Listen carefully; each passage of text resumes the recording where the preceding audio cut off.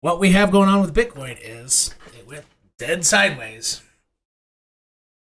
for 7 days, pumped up to the daily or the weekly 10 EMA precisely as we anticipated on this channel, and has come straight back down to the middle.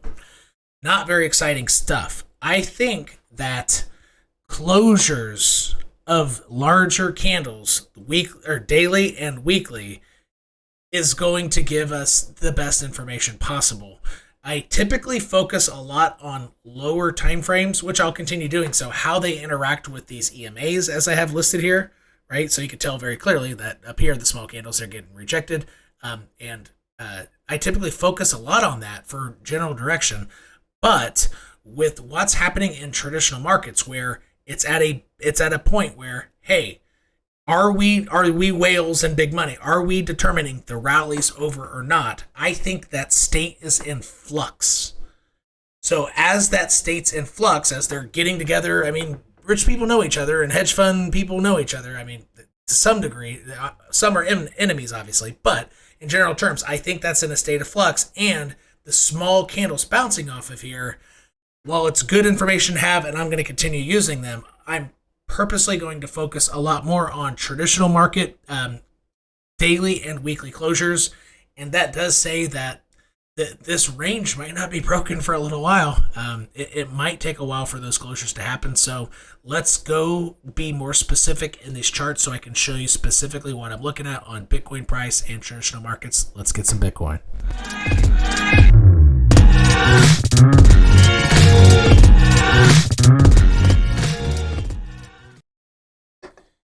All right, well, I'm out of liquid to drink, darn.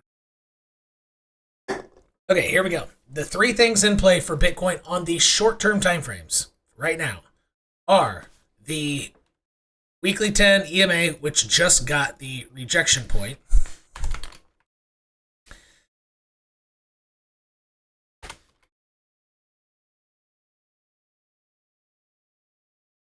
All right, I thought I had this labeled already.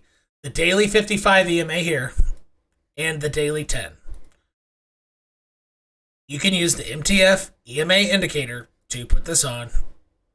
And again, that's made by FX underscore Masa. MTF EMA, you type that in to put those on.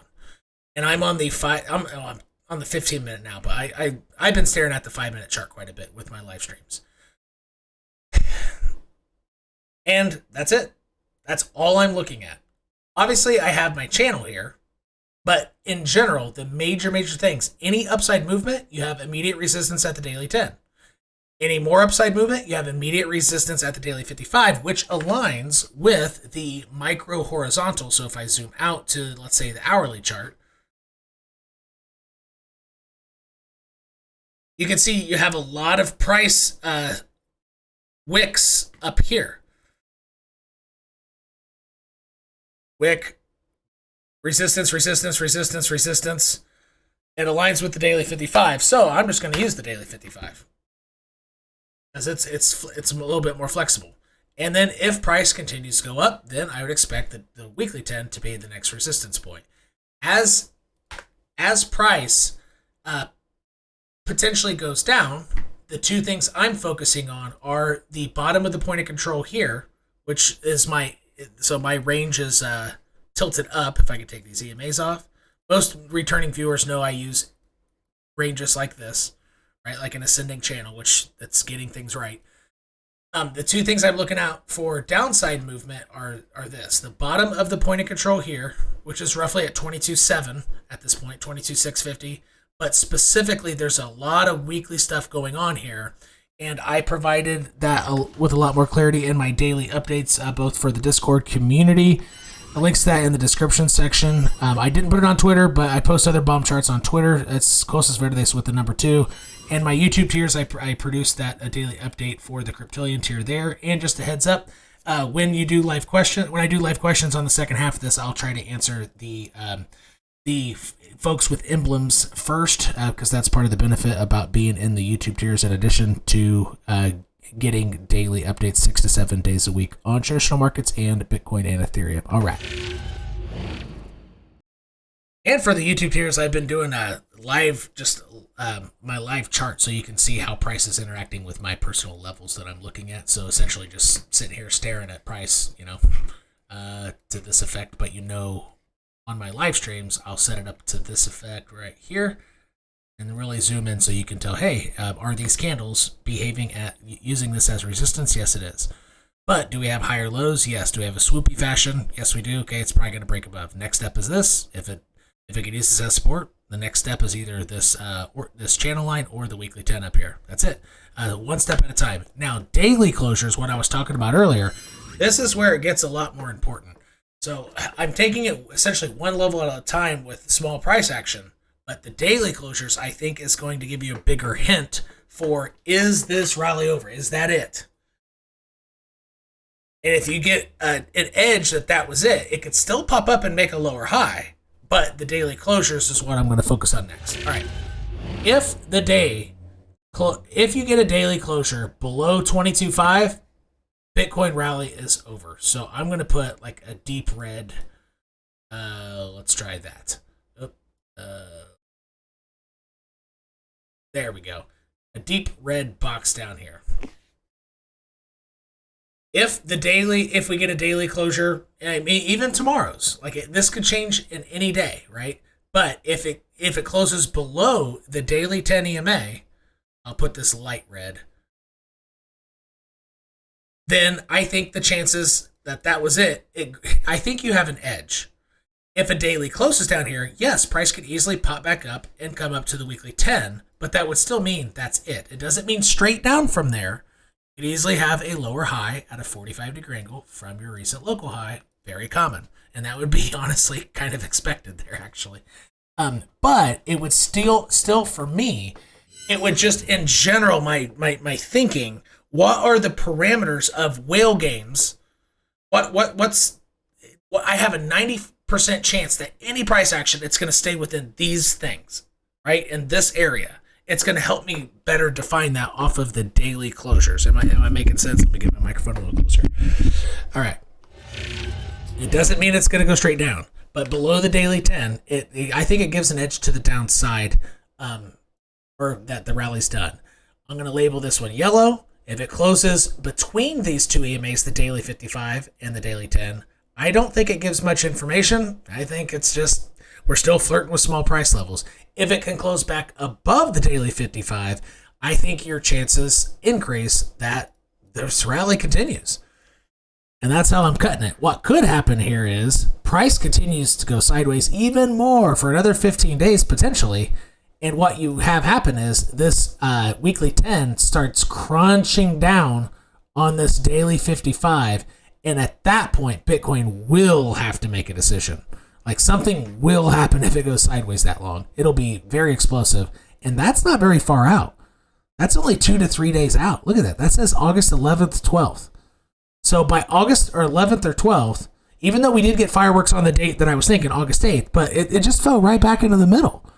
So somewhere here, this is going to be, like, I think Bitcoin has to, its volatility has to increase and sustained increase by that time. I guess it doesn't have to, because Bitcoin has gone 150 days going sideways at once. So that's not a good way to say it. But I think something pretty big could happen if you find Bitcoin going sideways until that date. So watch out for sideways movement. The 12th, or what did I say? Yeah, the 12th and 13th could be really big, because that's when the weekly 10, this red stuff up here, is going to start crossing the 55. Yeah, and these are the key levels to look out for, and they're going to be crossing, so something weird would happen, and it could break up. It could avoid that bearish, essentially that cross. What else do we have here? So that's the importance of the daily closures and how I would interpret them. And again, I can't stress enough, if you get a daily closure, that doesn't mean straight down from there. That doesn't mean this is the next target. It actually, in my opinion, I think it could initiate a lower high before then your horizontal down here is hit. I would actually kind of count on it, because I would want to go short. I wouldn't want to go short right here. I would prefer to be short way up here and then my target to be hit. Does that make sense?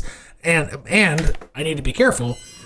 acknowledging my biases, that's what I want to happen. So I need to be careful for that. But I want it to happen because, first off, it'd be more profitable, and it's pretty expected. It's pretty common play. You hit the bounce point, you make a lower high, then you head down from there. But really, that's the only thing to stare at. Price is right back in the middle. It's going sideways.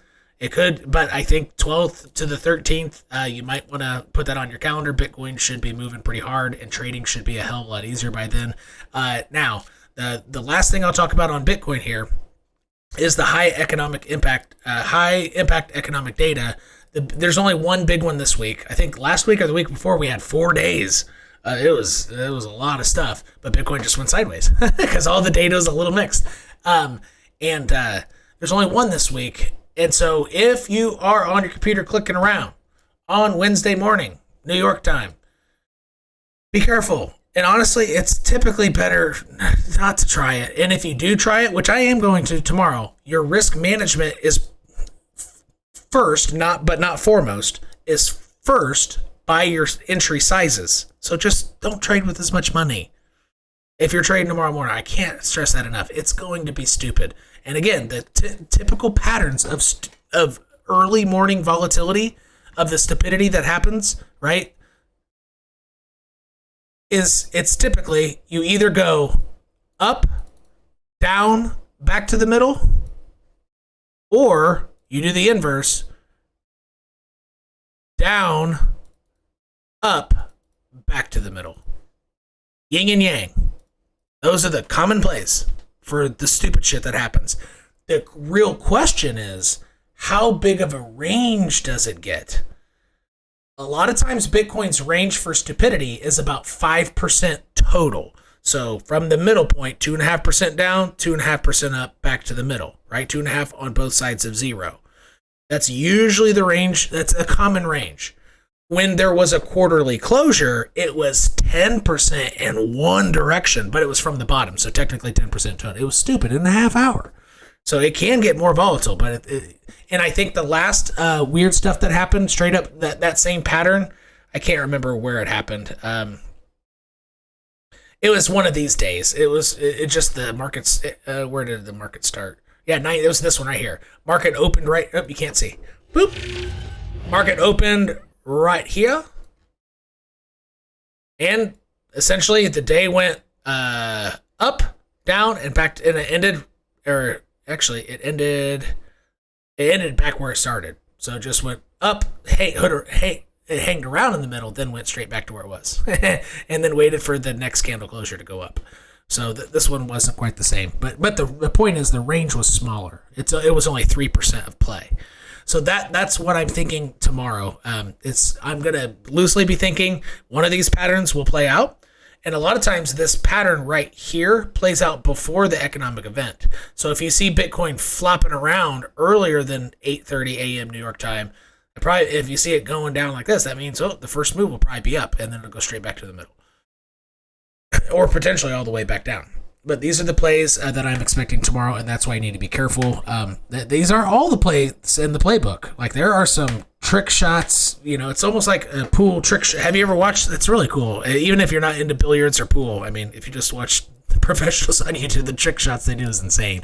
Like, there are a lot of trick shots up hedge funds and whales up their sleeves for early morning stuff. So, so first but not foremost is your entry size if you're playing around. And that is all my updates on Bitcoin. I hope that this was helpful for you. The key levels that I'm looking for: daily 55 in blue, the weekly 10 in red, and the daily 10 in white. Those are the 3 EMAs that I am using, and be safe out there.